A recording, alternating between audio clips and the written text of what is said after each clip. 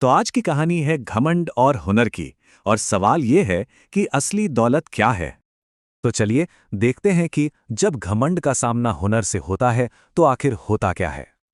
एक तरफ थी आरोही, जिसे अपनी दौलत का नशा था, और दूसरी तरफ था रोहन, जिसके हाथों में हुनर बसता था। और फिर एक दिन इन दोनों की अलग अलग दुनियाएं आपस में टकरा ही गईं। हुआ यूं कि एक सुनसान सड़क पर आरोही की महंगी फरारी अचानक बंद पड़ गई। मदद के लिए जो मैकेनिक पहुंचा वो कोई और नहीं बल्कि रोहन था। आरोही ने उसे देखते ही घमंड से कहा, तुम इस गाड़ी को हाथ भी मत लगाना। लेकिन रोहन ने शांति से जवाब दिया, उसके ताने को नजरअंदाज करते हुए। और बस यहीं पर दौलत पर हुनर भारी पड़ गया। सिर्फ 10 मिनट, इतने में ही रोहन ने गाड़ी की प्रॉब्लम समझी और उसे ठीक भी कर दिया। आरोही हैरान तो हुई, पर उसने पैसे फेंककर मामला रफा दफा करने की कोशिश की। पर जब रोहन ने पैसे लेने से मना कर दिया तो आरोही का गुस्सा 7वें आसमान पर था। रोहन का जवाब सीधा था, मेरे हुनर की कीमत आपकी दौलत से कहीं ज्यादा है।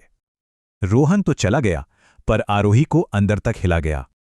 पहली बार किसी ने उसके पैसों को ठुकराया था, और ये बात उसे सोचने पर मजबूर कर गई। कुछ ही दिन बाद आरोही के एक बड़े प्रोजेक्ट में ऐसी दिक्कत आई जो पैसों से हल नहीं हो सकती थी। जब सारे एक्सपर्ट्स ने हाथ खड़े कर दिए तो उसे उसी इंसान की याद आई जिसका उसने अपमान किया था। वो हिम्मत करके रोहन की दुकान गई और पहली बार उसने दिल से माफी मांगी।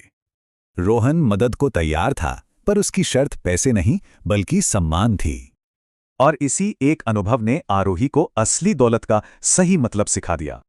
रोहन के हुनर ने जो कर दिखाया वो पैसा नहीं कर सका, और इससे आरोही हमेशा के लिए बदल गई। कहानी का सबक साफ है, असली कीमत दौलत की नहीं बल्कि हुनर और इंसानियत की होती है।